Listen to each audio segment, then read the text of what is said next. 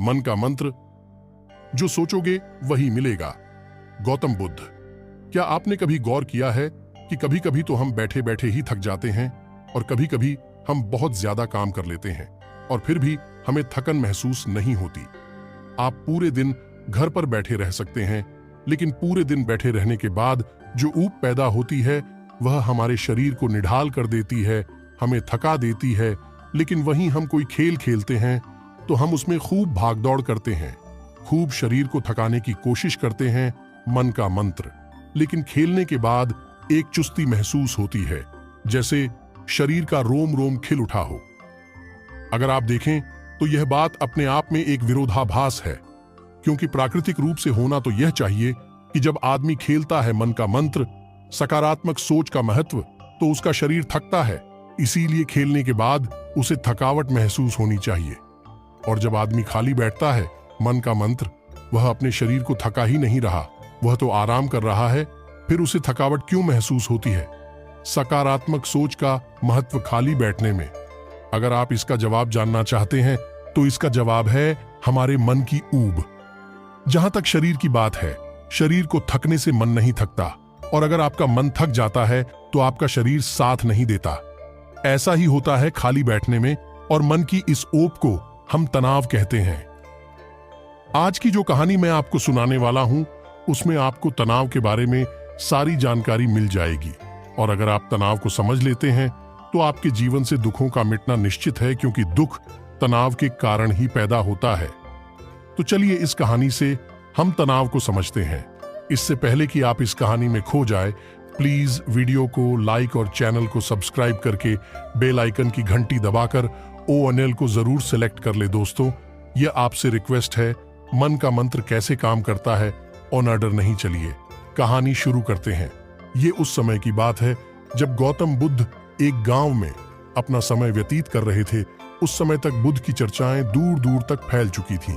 काफी दूर दूर से लोग अपनी चिंता और दुखों के बारे में गौतम बुद्ध के पास समाधान खोजने के लिए आते थे। मन का मंत्र। ऐसे ही एक दिन जब गौतम बुद्ध आश्रम में अपने शिष्यों को उपदेश दे रहे थे, तो एक अधेड़ उम्र का आदमी अपने 22-13 साल के लड़के को साथ लेकर गौतम बुद्ध की तरफ चला आ रहा था। गौतम बुद्ध ने एक नजर उस पर डाली और उपदेश में बैठने के लिए कहा। जब उपदेश खत्म हुआ तो गौतम बुद्ध ने उस आदमी को अपने पास बुलाया और अपने पास बैठने का इशारा किया। जंगल में हरियाली छाई हुई थी और बहुत ही सुहाना मौसम था। जंगल में तरह तरह के पक्षियों की आवाज वहां पर गूंज रही थी। मन का मंत्र। इसके बाद गौतम बुद्ध ने उस आदमी से आने का कारण पूछा। इस पर वह आदमी कहता है कि हे तथागत, मैं 2 दिन की यात्रा करके अपने बेटे को आपसे मिलवाने लाया हूं। यह मेरा इकलौता पुत्र है। मन का मंत्र। सकारात्मक मनोबल बनाए। यह हमेशा थका थका रहता है। ऐसा लगता है कि इसके शरीर में कोई जान ही नहीं है। अगर हम इससे कुछ कहते हैं तो यह छोटी छोटी बातों पर गुस्सा करता है, और इसकी देखने की क्षमता भी उम्र से पहले ही कमजोर हो गई है, और इसके बाल भी पकने लगे हैं। मुझे तो कुछ समझ नहीं आता कि यह सब क्या हो रहा है। भला इतनी कम उम्र में इतनी ज्यादा उम्र का लगता है। हे बुद्ध, मैं अपने बेटे को लेकर बहुत चिंतित हूं।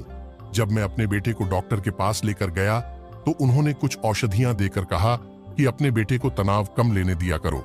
वह अपने दिमाग में बहुत तनाव लेता है और इसी वजह से उसकी ऐसी हालत हो रखी है। लेकिन उनके लाख बताने पर भी मुझे तनाव का मतलब समझ में नहीं आया। मुझे पता ही नहीं कि तनाव होता क्या है और उसे कैसे उसके दिमाग से निकाला जाए। उसके लिए पहले तो मुझे यह समझना होगा कि तनाव होता क्या है, और इसीलिए बुद्ध, मैं आपके पास आया हूं। कृपया करके मन का मंत्र, नियमित ध्यान और आध्यात्मिकता मेरी समस्या का समाधान कर दीजिए। यह सुनकर गौतम बुद्ध उस लड़के को बड़ी गौर से देखते हैं, उसकी आंखों में देखते हैं, उसके चेहरे पर देखते हैं, और फिर उसके हाथ की नब्ज भी देखते हैं। यह सारी विधियां करने के बाद गौतम बुद्ध उस आदमी से कहते हैं, मन का मंत्र, कि तनाव लेना तो कोई नहीं चाहता, लेकिन फिर भी तनाव लोगों को दीमक की तरह पकड़ लेता है, और इंसान को यह पता ही नहीं चलता कि वह तनाव में जी रहा है। लेकिन अगर वही इंसान तनाव को समझ लेता है, तनाव के बारे में कोई ऐसा पैमाना बना लेता है कि उसे पता चल सके कि वह कितना तनाव में है, तो वह समस्या का समाधान भी खोज सकता है। मुख्य रूप से तनाव के 8 कारण होते हैं। इसके बाद गौतम बुद्ध कहते हैं कि सबसे पहले तो हमें समझना यह होगा कि तनाव होता क्या है। जब कोई इंसान कोई काम कर रहा होता है और उसका मन कहीं दूर भटक रहा होता है, काल्पनिक में होता है, तो उससे शरीर और मन के बीच में दूरी पैदा हो जाती है, मन का मंत्र। और जितनी दूरी शरीर और मन के बीच में होगी, हम उतने ही निंद्रा की अवस्था में होंगे। और इसी दूरी को, इसी खिंचाव को तनाव कहा जाता है। कोई आदमी खेलने के बाद फुर्ती महसूस क्यों करता है? हालांकि उसने अपने शरीर को थका है, लेकिन समझने की बात तो यह होती है कि खेलते वक्त मन और शरीर पूरा उस खेल पर केंद्रित होता है, जिससे शरीर और मन में दूरी पैदा नहीं होती और इसीलिए कोई तनाव पैदा नहीं होता। मन का मंत्र, मानसिक शक्ति का महत्व। मन का मंत्र बल्कि हमारा तनाव दूर हो जाता है। और वही जब हम कोई बेमन का काम करते हैं, मन का मंत्र, जिसमें हमारा मन लगता ही नहीं, तो हम शारीरिक रूप से वह काम तो करते हैं, लेकिन हमारा मन कहीं दूर काल्पनिक में भटक रहा होता है। इससे शरीर और मन में एक दूरी पैदा हो गई और तनाव ने जन्म ले लिया। इसीलिए इंसान को एक बार में एक ही काम करने चाहिए और इस पर अपना तन और मन केंद्रित रखना चाहिए, जिससे आपके भीतर कोई तनाव पैदा ही ना हो। तनाव के कुछ मुख्य कारण भी होते हैं। इसके बाद गौतम बुद्ध कहते हैं कि अगर हम इन कारणों को जान लेते हैं, तो हमारे अंदर तनाव कभी भी पैदा नहीं होगा। मुख्य रूप से जो कारण है, उसमें सबसे पहला कारण होता है मन का मंत्र, महत्वाकांक्षा। महत्वाकांक्षा होना अच्छी बात है, लेकिन कभी आपने गौर किया है कि इंसान के लक्ष्य कभी पूरे नहीं होते, क्योंकि इंसान का कभी कोई एक लक्ष्य होता ही नहीं है। जब इंसान एक लक्ष्य को प्राप्त कर लेता है, तो दूसरा लक्ष्य स्थापित हो जाता है और इसी तरह वह अपने लक्ष्य को पाने के लिए गोल गोल घूमता रहता है।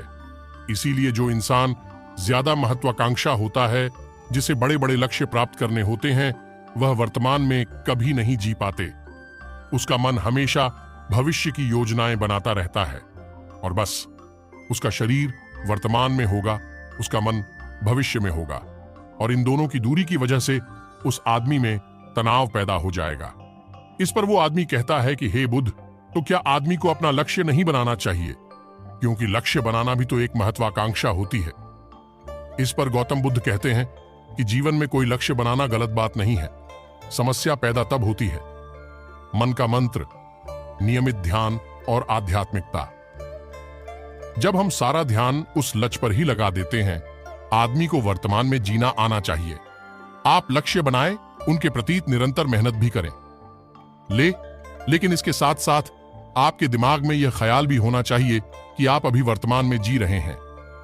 इसके बाद गौतम बुद्ध ने तनाव का दूसरा कारण बताया, वो है जलन। गौतम बुद्ध ने बताया कि जब आदमी किसी की तरक्की या किसी से जलने लगता है, तो भी उसका मन सड़ने लगता है। जलन अंदरूनी घाव देता है। अंदरूनी घाव का मतलब है मन का घाव। शरीर का घाव तो भर भी जाता है, लेकिन मन का घाव कभी नहीं भरता। इसलिए इंसान को दूसरे की तरक्की से कभी जलना नहीं चाहिए। तनाव का तीसरा कारण होता है किसी दूसरे से अपेक्षा।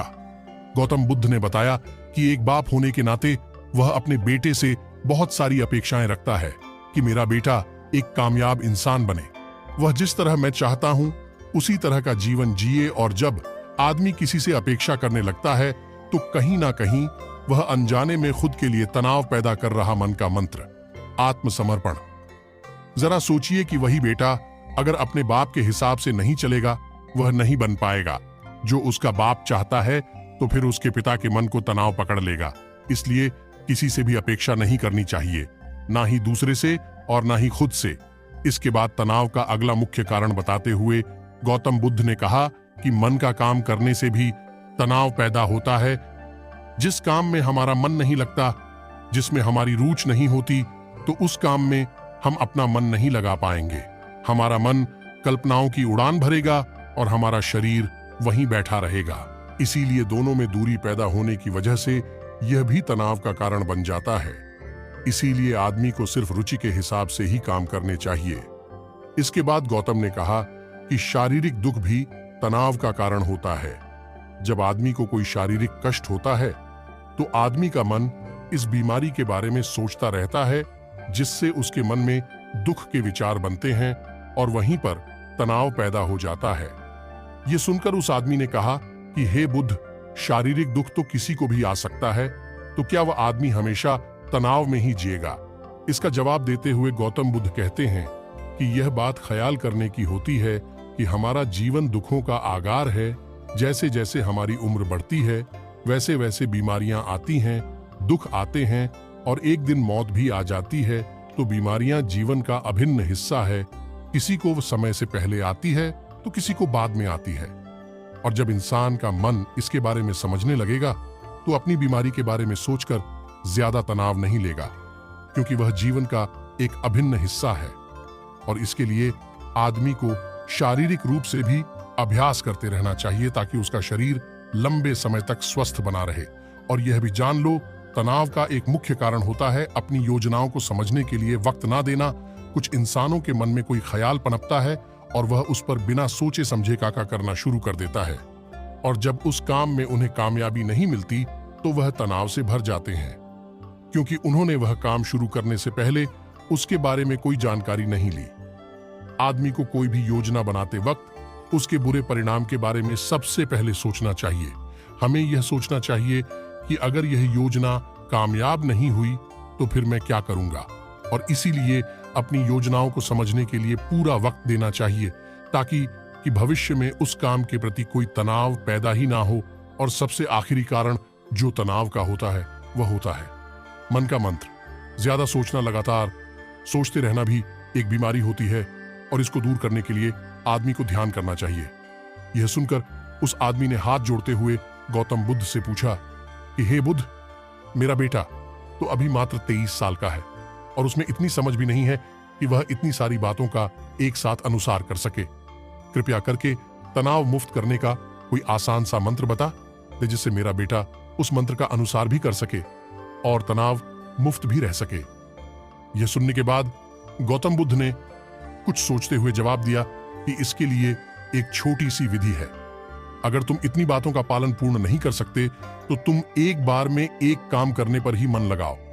निष्कर्ष, जो भी काम तुम कर रहे हो, बस एक काम एक बार में करो और उस काम को पूरा ध्यान लगाकर करो।